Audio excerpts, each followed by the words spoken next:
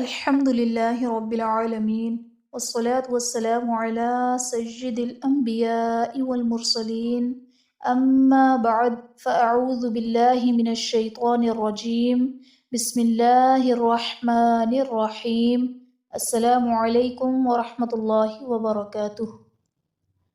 آج ہم انشاء اللہ عز و جل سورۃ البقرہ کی آیت نمبر 146 سے لے کر 148 تک کی تلاوت کریں گے اور انشاء اللہ عز و جل ان آیات کے قواعد سیکھیں گے۔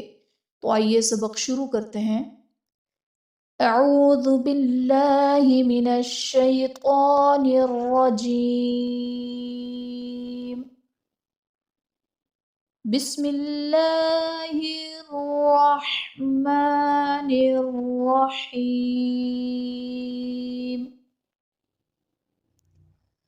الذین آتیناہم الکتاب یعرفونہ کما یعرفون ابناءہم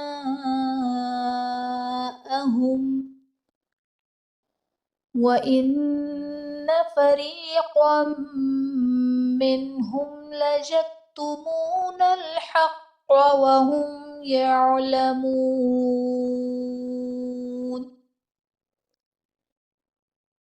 ابناءہم میں با حرف قلقلہ ساکن ہے تو یہاں پر قلقلہ خوب ظاہر کریں گے۔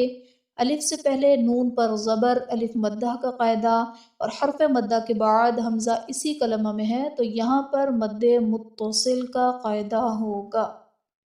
فریقا منہم میں قاف پر دو زبر کی تنوین، تنوین کے بعد حروف یرملون میں سے میم آ رہا ہے تو یہاں پر ادغام مع الغنہ کا قاعدہ ہوگا، یعنی تنوین میں ہم غنہ کر کے پڑھیں گے۔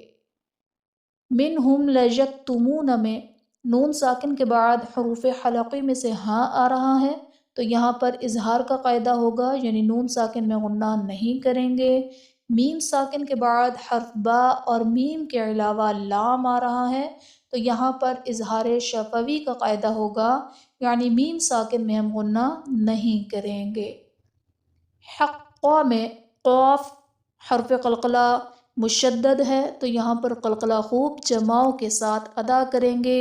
یعلمون میں واو ساکن سے پہلے میم پر پیش واو مدہ کا قاعدہ اور حرف مدہ کے بعد عارضی سکون یعنی وقف کی وجہ سے ہم نون کو ساکن کریں گے تو یہاں پر مد عارض کا قاعدہ ہوگا۔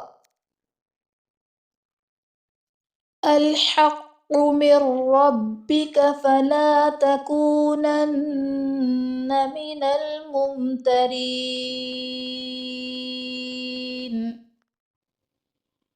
من ربک میں نون ساکن کے بعد حروف یرملون میں سے را آ رہا ہے تو یہاں پر ادغام بلا غنہ کا قاعدہ ہوگا، یعنی نون ساکن میں ہم غنہ نہیں کریں گے۔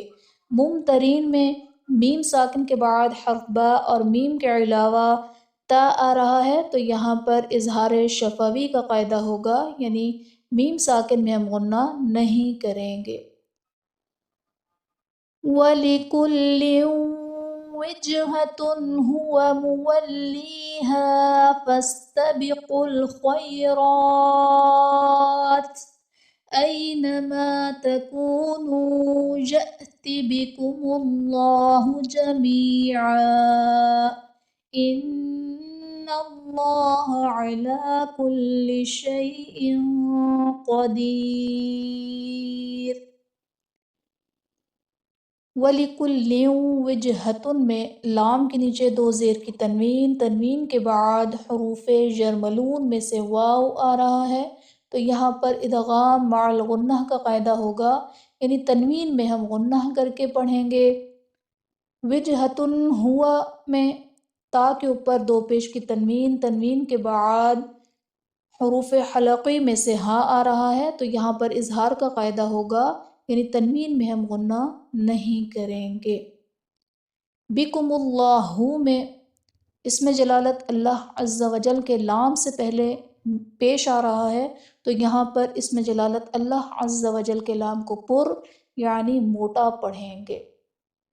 شیء قدیر میں حمزہ کے نیچے دو زیر کی تنوین، تنوین کے بعد حروف اخفا میں سے قاف آ رہا ہے، تو یہاں پر اخفا کا قاعدہ ہوگا، یعنی تنوین میں ہم غنہ کر کے پڑھیں گے، اور قدیر میں یا ساکن سے پہلے دال کے نیچے زیر یا مدہ کا قاعدہ، اور وقف کی صورت میں را ساکن ہو جائے گا، تو جب را ساکن سے پہلے یا ساکنہ ہوتا ہے تو را کو باریک پڑھتے ہیں، وقف کی صورت میں ہم یہاں پر را کو باریک پڑھیں گے۔ بسم اللہ الرحمن الرحیم، الذین آتیناہم الکتاب یعرفونہ کما یعرفون ابناءہم وَإِنَّ فَرِيقًا مِّنْهُمْ لَيَكْتُمُونَ الْحَقَّ وَهُمْ يَعْلَمُونَ الْحَقُّ مِنْ رَبِّكَ فَلَا تَكُونَنَّ مِنَ الْمُمْتَرِينَ وَلِكُلٍّ وِجْهَةٌ هُوَ مُوَلِّيهَا فَاسْتَبِقُوا الْخَيْرَاتِ أَيْنَمَا تَكُونُوا يَأْتِ بِكُمُ اللَّهُ جَمِيعًا إِنَّ اللَّهَ عَلَى كُلِّ شَيْءٍ قدیر۔ صدق اللہ العظیم۔ آخر میں اللہ تبارک و تعالی سے دعا ہے کہ وہ ہمیں اخلاص کے ساتھ قرآن پاک کو پڑھنے، اسے سمجھنے، اس پر عمل کرنے اور دوسروں کو سکھانے کی سعادت عطا فرمائے۔ آمین آمین یا رب العالمین، بجاہ النبی الامین وصلی اللہ تعالی علیہ وسلم۔ السلام علیکم ورحمۃ اللہ وبرکاتہ۔